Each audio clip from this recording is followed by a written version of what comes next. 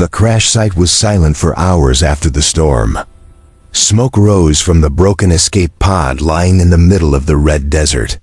Metal pieces were scattered everywhere, glowing faintly like dying embers. The wind carried dust across the surface, burying footprints and hiding traces of life. But there was life. A human survivor, Ethan Ross, lay partly under one broken wing of the pod. Breathing weakly, struggling to stay conscious. His suit was torn, and blood had dried on his legs. His voice was broken and dry, barely able to whisper. He didn't know where he was. He didn't know if rescue was coming.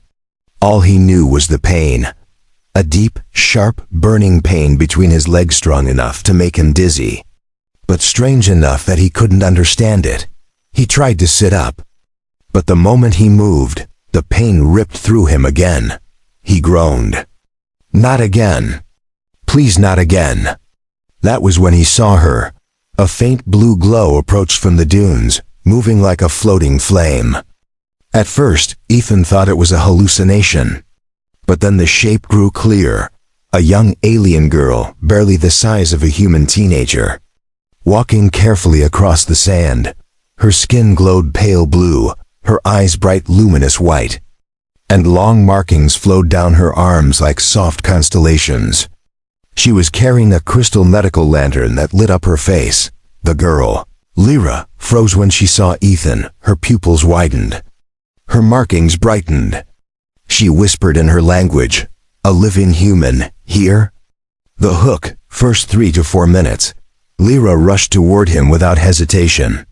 Her gentle footsteps left glowing prints in the sand. Ethan tried to speak, but pain shot up again. He clenched his teeth. Lyra knelt beside him, her voice soft and calm. "Human, don't move. Your injury is severe." He breathed hard. I don't know what happened. I felt a burning inside. She raised a hand to stop him. "Don't strain yourself. I will examine it." Ethan tried to sit, but Lyra gently pressed his shoulder down. "Stay. If you move again, the pain will spread." Her tone wasn't commanding, just deeply concerned. Ethan nodded weakly. Lyra lifted her lantern over his lower body.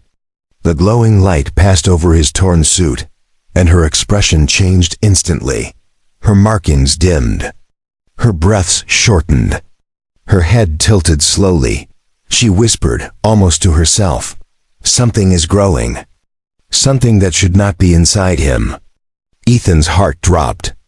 "Growing? What's growing?" Lyra swallowed. "Let me look closer." She placed a glowing hand near the center of the swelling in his inner thigh. Even the gentle warmth of her palm made Ethan gasp. That thing doubled immediately. He arched his back, biting down hard as sweat ran down his face. Lyra jerked her hand away, shocked. "It reacts violently to touch." She looked at him with worry. "Human, this is no injury. Something foreign is inside you." Ethan's eyes widened. Inside him? What does that mean? Lyra looked toward the mountains, fear creeping into her voice. "It means the crash did not cause this. Something in the desert did." The mystery of the Swalea took a breath, calming herself, and spoke firmly. "I need to check again. But I must be careful. You must stay still." Ethan nodded, gripping the sand with clenched fists. Lyra slowly leaned forward, bringing her hand closer. But before she touched him, she stopped. "Your skin is pulsing." Ethan's eyes shot open. "Pulsing? How?" She lowered her lantern again. A faint movement shimmered under the skin of his inner thigh. Like something alive responding to her energy. Lyra felt a chill. "I've seen this before. But only in desert animals." She looked directly at him. "It may be a parasitic seed." Ethan's heartbeat spiked.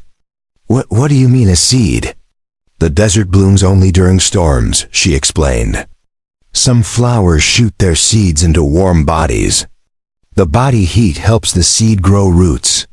It mistakes you for soil. Ethan stared, horrified. So something is trying to grow inside me? Lyra nodded softly. And if we don't remove it soon, it will reach a nerve. Ethan swallowed hard. What happens if it reaches a nerve? Lyra hesitated. Then you will lose the ability to move your legs. Ethan's stomach flipped. He tried to stay calm, but fear sank deep into him. Lyra placed both hands on the ground, steadying herself. I won't let that happen. But you must trust me. I trust you, Ethan whispered. Her glowing eyes softened. Good. Then let's begin the extraction. The procedure began as Lyra pulled a crystal shard from her belt. It looked like a small dagger, but it pulsed with healing energy instead of harm. This won't cut you, she reassured him. It will only open the skin enough for me to see the seed. Ethan exhaled slowly. I'm ready. No, she corrected softly. You are brave. That is different. She placed the glowing shard near the swelling. The moment the light touched his skin, the seed underneath twitched violently. Ethan screamed. Lyra, it's moving. Lyra's eyes widened. It feels threatened. I must work faster. With a swift, graceful motion, she drew a thin glowing line across the swollen area. The skin parted cleanly, no blood, just a bright soft glow. Like the wound was being held open by light. Ethan gasped. Gripping the sand tighter, Lyra leaned closer, and then she saw it. A small thorned, red-black seed burrowing downward like a living drill. Her pupils contracted sharply. This is worse than I thought. Just get it out, Ethan begged. Lyra nodded intensely. I will.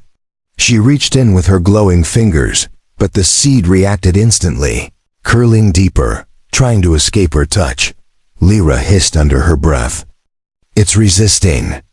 It senses me. She looked at Ethan. It won't let me grab it directly. I need to calm the nerves around it. How? Ethan asked, trembling. Lyra touched two glowing fingers to the edges of his wound. Like this. Her energy pulsed softly into the tissue. Ethan felt warmth. Soothing warmth. Relieving warmth. The pain faded. His breathing steadied. The swelling softened a little. Lyra nodded with relief. Good. It's less aggressive. Now, she reached in deeper. This time her fingers brushed the seed and it reacted. A sharp jolt hit Ethan so hard he almost fainted. Lyra gasped. Stay with me. I'm trying. Ethan whispered. Lyra clenched her jaw, focused, and pressed harder. The seed pushed back, releasing a tiny electric shock that stung her fingers. Lyra winced but didn't stop. Come out. Come out. She growled in her language. The seed wriggled violently, then suddenly snapped free. Lyra pulled her hand back, gripping the tiny parasite between her fingers. Ethan gasped with relief as the pressure vanished. It's out. He breathed. Lyra nodded, panting slightly. Yes, but it tried very hard to stay inside you. She crushed the seed between her glowing palm, turning it to dust. Then she smiled softly. You're safe now. Human Ethan. The aftermath. Lyra healed the wound slowly, letting the light close the skin. Ethan felt warmth spread through his leg until the pain disappeared completely. He looked at her with tired eyes. You saved me. Lyra shook her head gently. No, you saved yourself. You endured the pain. You stayed brave.